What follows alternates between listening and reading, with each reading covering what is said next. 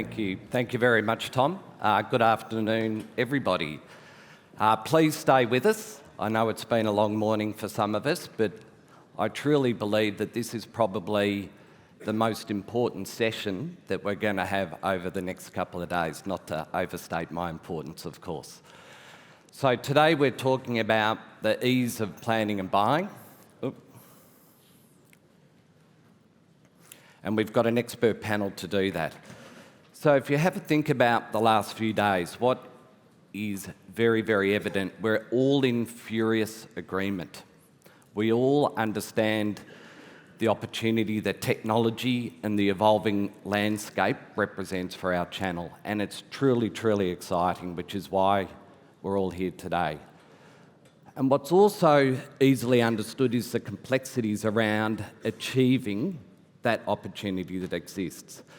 Tom talks about breaking through the 5%. He talks about just how many touch points we have on the sell side. We talk about the growing complexities even on the buy side as we look at digital, classic, direct, automation, and also programmatic.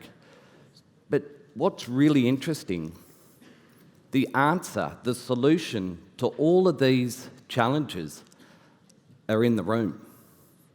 We've got the solutions, they're here. We've got the tech. We've got the industry bodies going after the standards that we require. We've got everything we need, but what we need to do is to knit all of this together succinctly. Because if we aren't able to do that, if we can't make our proposition easy for the buyers and advertisers to understand and to plan and buy, we will not realise the opportunity that's ahead of us. We are a truly sophisticated medium today. And as Leonardo da Vinci says, simplicity is the ultimate sophistication. So that's the real challenge that we face as an industry. We know where we want to go, we know how to get there, we've got the solutions, but we've got to come together and collaborate. So I want to frame this discussion with some really interesting data from a company in Australia called EMEA, and we do a biannual industry survey which is responded to by 5,000 media planners and buyers and sellers. It's an incredible sentiment survey we have in the market. And we've just done our most recent survey in May, and we've got some really interesting findings which I think dovetail into this conversation today. So we asked the sellers, or the buyers I should say, what are the most important factors when dealing with the sellers? Think about that. What's the most important factors when dealing with the sellers? What do you think that's going to be?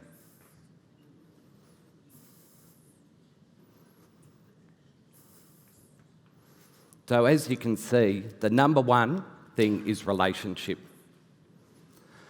My interpretation of that isn't because they want tickets to Wimbledon or the rugby, but my interpretation of that is it's about trust.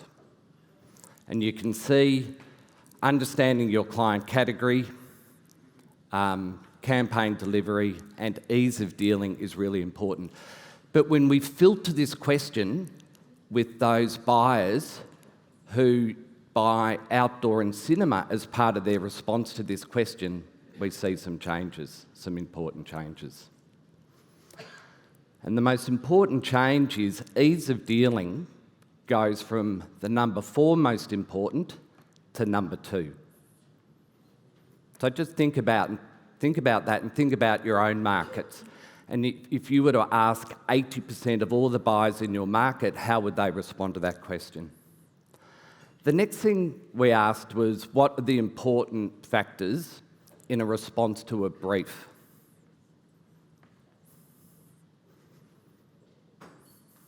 It's a little bit disappointing, that one. Price and value is number 1. Targeting and audience insight, and creative ideas and innovation. And again, if we run the same filter over that amongst those buyers who buy outdoor and cinema, you can see a significant change. Price and value is a clear number 1. and I think that might be a panel for next year to discuss.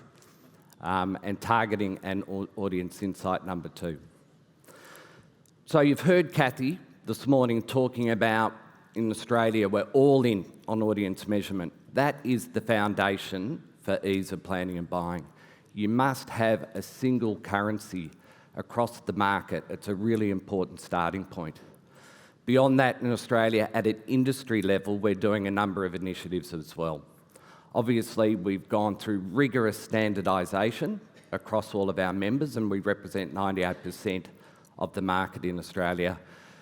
We've also addressed issues around nomenclature, and more recently, we launched an automated industry-wide I/O. And again, all of this is designed to make it easier for buyers in the Australian market to plan and buy outdoor. And what they're telling us is we are in fact changing with the times, and that's really important. We're keeping up with the new media, and in fact we're leaving the traditional media behind with the way that we've collaborated and come together. And it's getting results where we think it matters. So in Australia today, outdoor is seen as the second easiest channel to plan and buy. But as you can see, we still have a long way to go. So the important questions today about the ease of planning and buying, is it going to deliver the incremental growth that we're all after? Because that's what this is all about.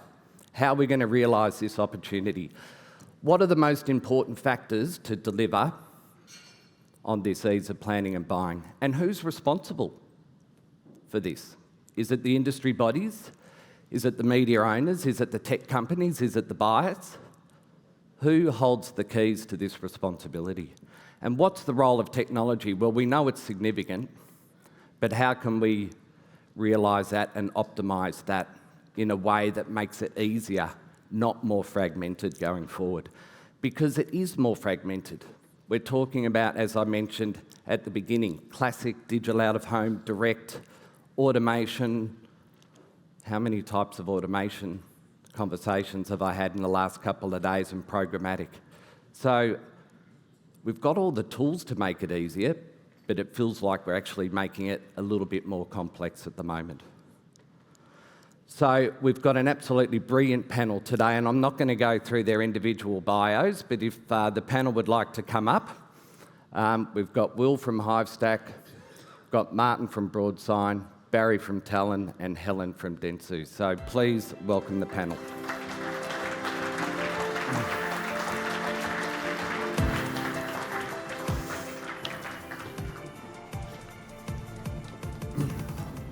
Yep.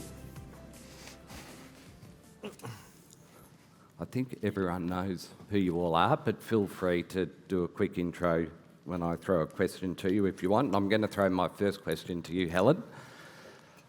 So I guess, it's our belief that if we can make it easier to plan and buy, we're more competitive in the media landscape against, as we saw, social, which is clearly gives buyers an ability to spend a lot of money very quickly, and they are doing that.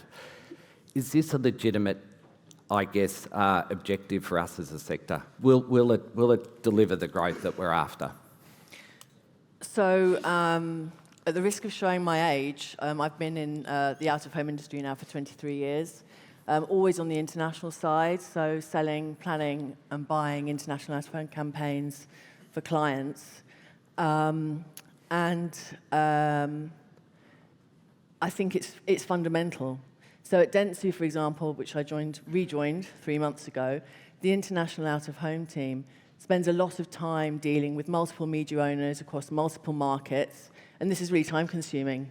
So I think if we can create some efficiencies that allows the teams to focus on the important factors that you highlighted and that have been highlighted across the last couple of days, such as creativity, innovation, audience insights, then that will drive growth for the sector.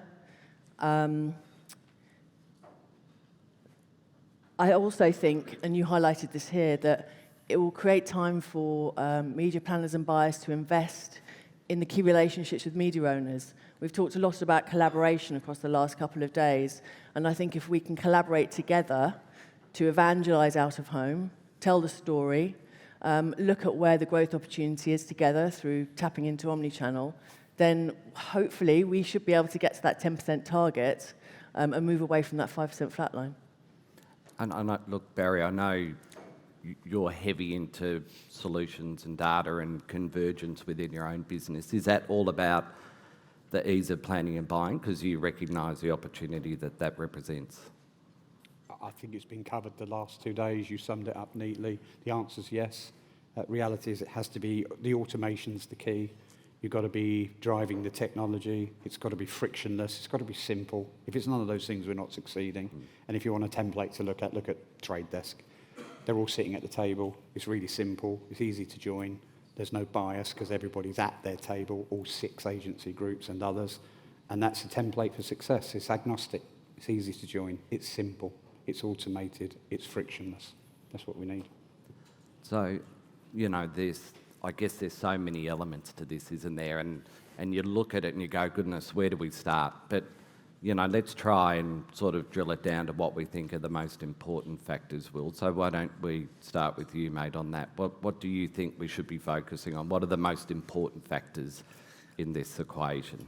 Well, I mean, technology is my business, so I'm from Hivestack, and certainly, planning's my background. So for me, technology as an enabler is a massive part of this. And for me, to have the tools that are available now in my old days of planning would have been a huge thing. I mean, it really is so simple now. And what's great is it's all in the same place. So, wouldn't it be great to have the ability to have what you saw there with GeoPath and route that data, but to be able to visualize it in a platform, create custom audiences off the back of it that are created by your planning teams, activated as well, which has been the biggest sort of gap between, historically how we can activate campaigns, optimize it in flight, make changes, which has never been possible before, and then you've seen an awful lot about how we can measure stuff.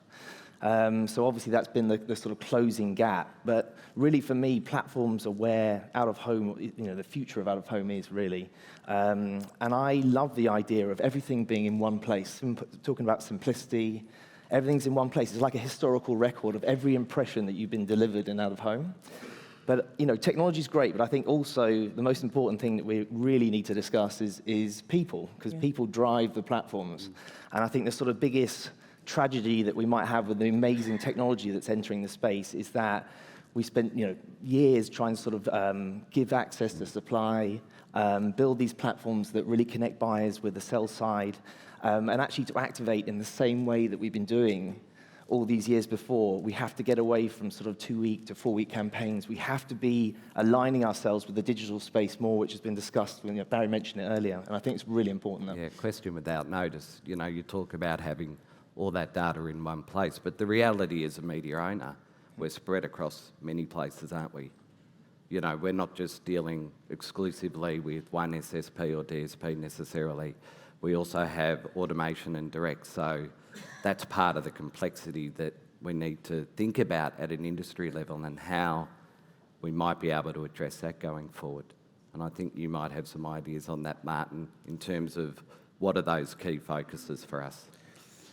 Well, I think I agree with everything Will said. We actually did some research with a third-party company a few months ago. So we asked 40 media buyers. It was actually around the topic of automated transactions. And we asked them, what's the biggest pain points? We do these researches because we want to inform our 3 to 5 year roadmap. The friction they have, or the inconsistency on the sell side. So obviously Broadsign is very sell side focused. That was the biggest pain point that they had. So we need to create, and I think the people in this room can actually achieve that, is some consistency on the sell side as it comes to offering the technology, the capabilities, the currency that we use. I think another point that I would say it was actually also mentioned in the responses was the inclusivity or inclusion. What I mean with this is it cannot be for just 3 or 4 or 5 media owners. This has to be a solution which is also including the long tail of media owners, but also the long tail of media buyers. I think from a media owner perspective, that's the biggest revenue opportunity, because I know a lot of you in the room are flirting with the long-tail buyers, but it's very difficult to attract. So we need that level of automation in order to attract that long tail of advertisers. So, and I want to end I would say, inclusion with the inclusion of static and digital, right? This cannot be a digital-only exercise. 60% of the revenue is still, we heard it here, 60% is still static or classic, and the naming convention we need to tackle as well. And 95% of the assets. So I'd say bring consistency on the sell side and make sure it's inclusive of long tail and formats. And I think we're on a right path to drive a lot of that. So we've got a lot of people involved in this process, don't we? We talk about industry associations and, they're formulating sort of universal currencies across markets, which is terrific. Rigorous standards, which is really, really important. We've got buyers creating platforms to try and streamline and make this process frictionless, as you say, Barry. We've got tech companies coming to the table with solutions, and we can really create this opportunity. Where does the responsibility lie? How do we decide who's doing what, and how do we bring it all? How do we knit it all together so it all comes together? Well, I don't think we're going to get to the exact answer today. What? But I think it's been the key message that we've heard across the last couple of days. Yep. Nick Parker talked about it yesterday. Barry was talking about it today. We need to consolidate as an industry to converge on this. And I think, Barry, you were talking about this earlier. We need to look at the story that we're telling so that it's consistent. Yep. Because I think at the moment there's too many different routes to market. We're all approaching it from a slightly different angle, and I think it's confusing for brands, and it's certainly confusing for the people within the industry.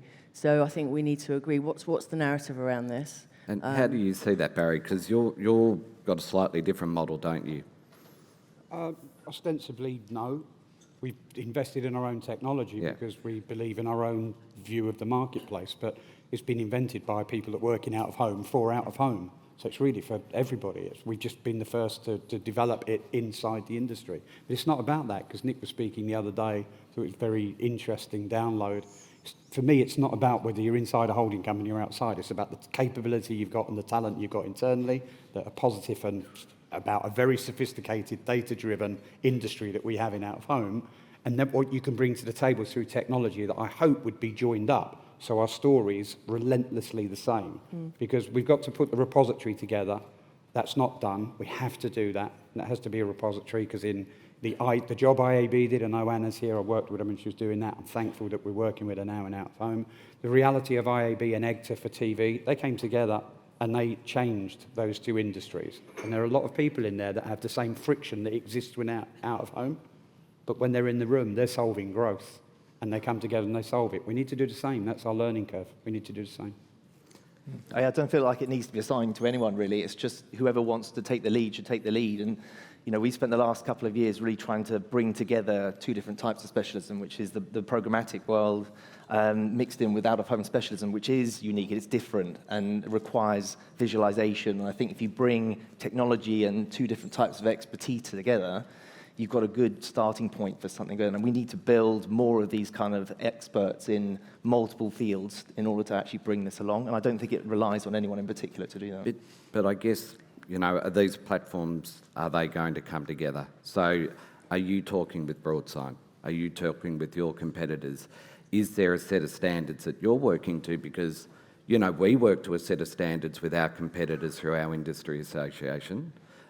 We do that through Woot.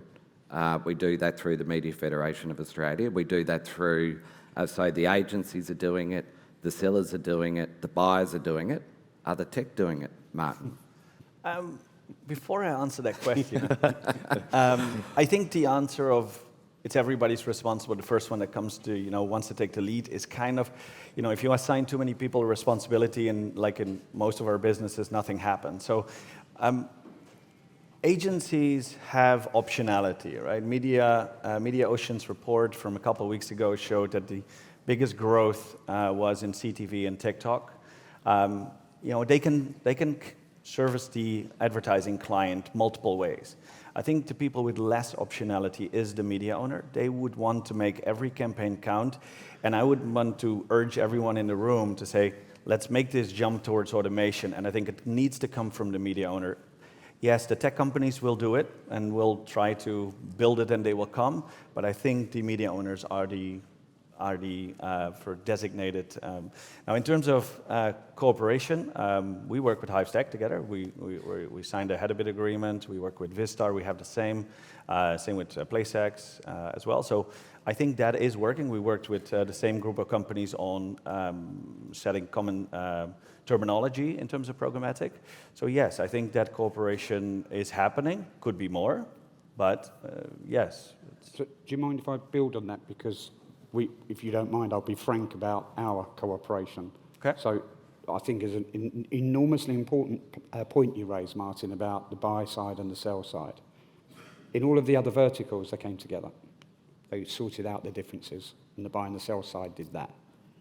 IAB helped, EGTA helped, but ostensibly it was the vendors and the agencies and the buyers came together. I learnt an awful lot by a several months engagement with Maarten and his team. Certainly, I think we learnt more than we gave them. An awful lot about the things that Maarten was honest about are the foibles on the sell side. I probably didn't know all of them, but I knew some of them. What we gave back was I could see very clearly how we are not quite all oil and water, but we are so far apart in how it comes together because the sell side isn't engaging at the right level with the buy side. And the buy side's at odds with that. It's not anyone's fault. They're just not coming together properly. The dialogue we had helped me solve probably 7 out of 10 major issues. So we engage Hivestack, we engage this, we engage everybody because we need to learn. But the buy side and the sell side is the big issue. The barriers to entry that's our starting point. Sit down together to understand what both objectives are and bring them together so that we get rid of the things that we're not addressing so they just stay as gaps. Because when I did that with Maarten and the team at Broadsign, we learned an awful lot and we can see a bridge to solving it. I think it's a really good point, and it's a structural issue. And, you know, most of you have been to a number of these conferences will know in Australia, through MOVE and the OMA, we collaborate very, very closely with the OFC, which is the Outdoor Futures Council.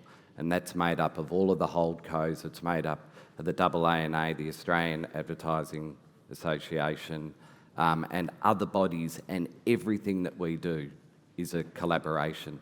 And it may slow down the process at times, but when we get to the end, we're all aligned and we're going forward together.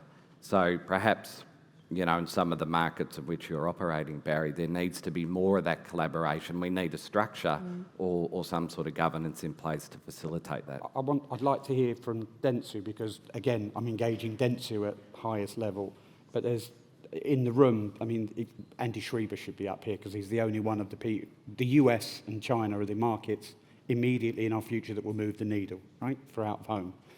The other dominoes will fall.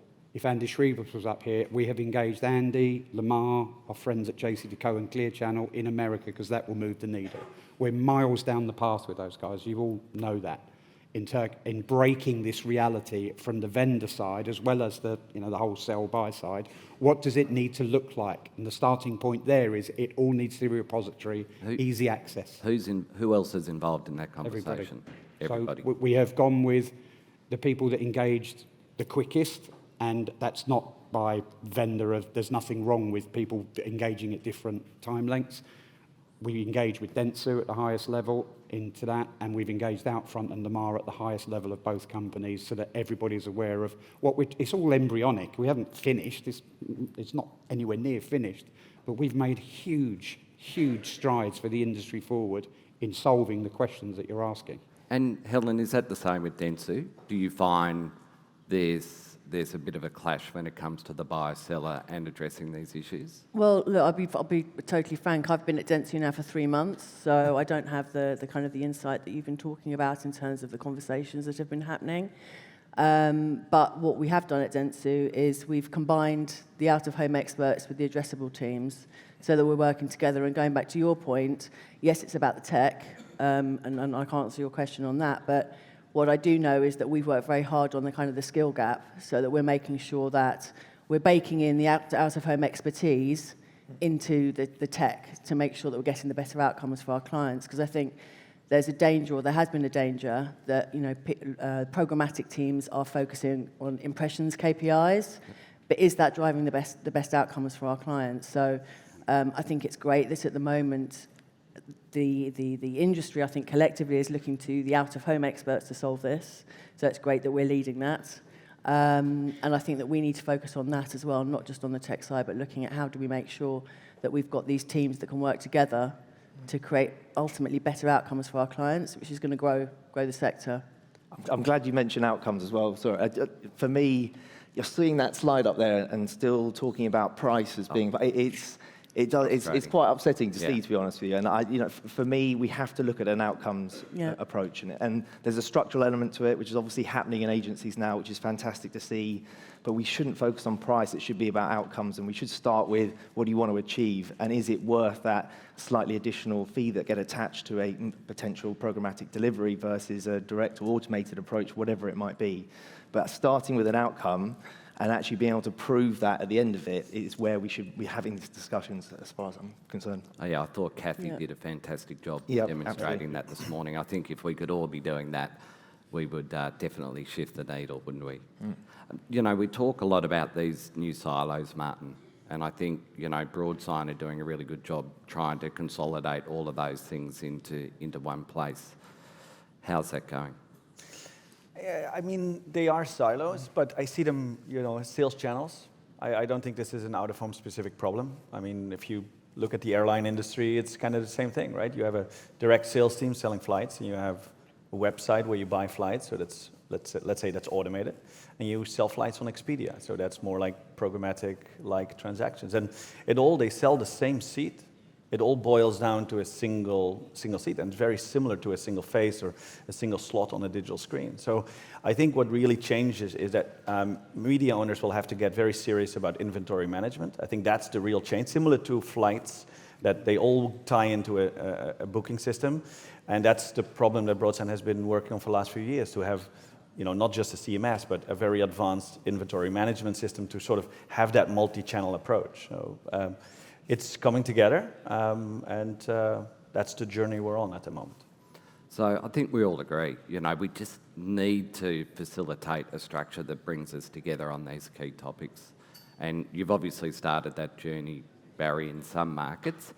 How can we take that and apply that to other markets? Is there a structure that we can talk to everyone today about that they can take away and begin to facilitate to start this process? I mean, Talon doesn't have the answers. What we've got is a lot of technology that might be component parts to solving the issue.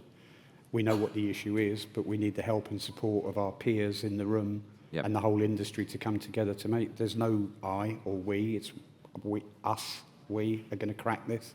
But again, talking to people that at Vinder, at Lamar, Andy Schrebus, Jeremy, Sean Riley in America, because that will move the needle. Hearing their download, hearing Alan's, the JC Deco side, the Clear Channel side, but we have focus on the other two because it's scale, right?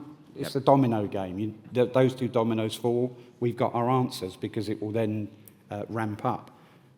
I don't think we've got all of the answers, but we definitely know the issues. We definitely know the problems.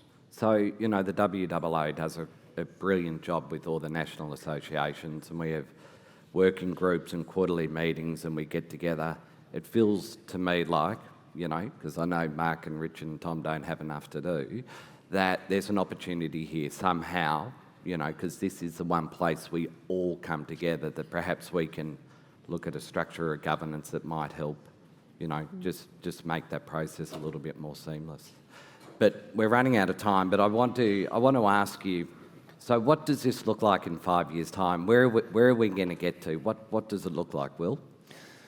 All right, I guess I'll probably do it from a point of view of where I'd like it to be more than where it probably will end up being. But look, for me, really, I think technology and people are the answer, like I mentioned at the beginning. I would love to see all of digital out-of-home specifically transacted on platforms like I mentioned before. I would love to see, we've seen a lot of this just before this presentation in terms of international buying. I think programmatic is the answer for that. It breaks down borders. I still think it's fascinating that I can log in the morning and I know I have access to hundreds of thousands of screens all over the world, and there's nothing that can stop me buying those screens if I wanted to. And it's a really fascinating way to transact out of home based on how we used to do it in the past. So I'd love to see that kind of borderless multi-market activations come together. And really about through Hivestack. Yeah, no, well, through any platforms, Trade Desk, DV360, whoever it is, I love that kind of borderless activation in out of home, and it makes it really, really simple through any kind of programmatic platform that you choose. So I'm going to, because we're going to keep pushing. I'm going to ask each of you the same question, but I want to know in 5 years' time, Will, what's the split? What's it look like? What's programmatic? What's automation? What's direct? Give us the numbers. Well, I mean, for me, again, I love to see consolidation, and it's not even just because I work at Hivestack. I love to see the consolidation of that automated into the programmatic channels. As you said, it's to do it in two different ways. Just give us the numbers, Will. I love 50%, 30% is probably where I imagine it's going to be. Okay, thank you. So 30% programmatic. Yes. Automation? Automation, not sure. Maybe a little bit less than that. Okay, and the balance direct. Maarten, 5 years? Yeah. Your predictions, please. I think we should stop using programmatic for automation. Yeah. Right? I mean, there's automation and there's programmatic, and today, because there's no real alternative for automation, people are flocking towards programmatic channels, which changes the business relationship, and it creates additional fees in between. So I think we need to invest in a real automated channel. So if I say 5 years from now, I would see a buying experience, because that's what we talk about, that's focused on business value. So more focus on the not picking screens, or it's really about the value for the advertiser. I would say 70% automated and the remaining 30% programmatic. So automated will cover classic and digital. Yep. And it is wishful thinking, as Will also said, because we haven't made a lot of progress in the last 5 years, but we really have to get serious about automation. 70-30. I would say 100% automated. Yep. 30% programmatic, 70% the rest. Fantastic. Helen? I absolutely agree. Okay. Same numbers. So Dentsu's position is 30% programmatic, but the rest must be automated. Yep. Yeah. Barry? I'm going to be a little bit more... Punchy. Yeah. Why not? We're on stage. If we're all in the room in 5 years' time, if we're all the same people in the room, we're not a 20% medium, we fail collectively, all of us, because we should be. 20% is where we should be, share of the cake. We've got all the attributes to get there. We need to be brave. If we are genuinely driving the technology in a way and we're operating out of a planner anywhere in the world, goes into a system that gives him access to everything in the world, and then like a fire hydrant, that's what they use to employ their own methodology to go to market, will be at least 100% automated. And I think 70 to 80 will be about the right numbers. And I agree with what will be open direct versus RTB. But RTB, its tiny place today, will grow if we get right the technology, the audience, the targeting, and the rest of the things that we spoke about. So I think that's a really, really clear message to the room today, which I think is exactly what we're all after. So thank you very much for your responses to that question, because I know I put people on the spot often with that one. So thank you very much. So I want to finish with another really important question, and this one is for Helen and Barry. And that is, and it comes from our research, Media Eye research in Australia, it's the most important question of the 2 days, really. So what do the sellers want from the buyers, Barry? What do we want? Oh, couldn't you have started with Helen?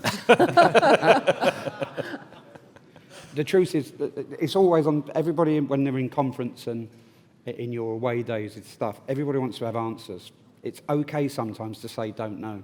Yep. I haven't figured it out to be able to say categorically what the answer is. We need to improve the relationship, because that's the first thing. We need to understand each other better than we do today, and the collaboration will solve that answer, because the collaboration will bring the ideation, and the ideation will bring the money. Answers. Helen, what do we want? So I've been on both sides, media owner and out-of-home specialist, and I think, yeah, that working relationship is really, really key. I think everyone is, I don't want to say struggling, but this is a key area of focus for everyone at the moment. And so going back to what I said earlier, if we can come together and work out how we evangelize out of home collectively, then I think that's key. And I think that the this whole debate around programmatic is sometimes a bit of a red herring because we're kind of taking our eyes off the bigger prize of, what does out of home do?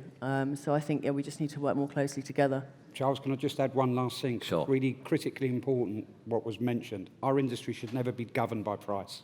Yep. We've got some brilliant stuff going on. That shouldn't be about price. That's very disappointing, I must Your answer up admit. there should be growth. That's what we're aiming at. We'll have a growth. conversation about that, no doubt. So we had 2,500, or what did I say? 2,500 sellers respond to this question, so it's a very rigorous response. So it obviously, it's not just the top echelons, but it goes right through the whole business, and we're quite simple creatures. We simply want a response and feedback to our proposals. So all of those buyers in the room today, can you please talk to your teams? Because you know what? We miss our children's birthday parties responding to your urgent brief while you're at Wimbledon, okay? And the truth is, we are passionate and we work hard, and sometimes we just want to know you got the proposal, okay? And we'd like some feedback. That would be very nice. But if you want to see what the responses were to the questions, you can see response and feedback to proposal, and of course transparency in campaign negotiations. Give us a sense as to where we're at. Are we on the mark? Give me another opportunity to come back and have another go. But of course, at the end of the day, show me the money. That's what we want. So ladies and gentlemen, please thank our panel for today.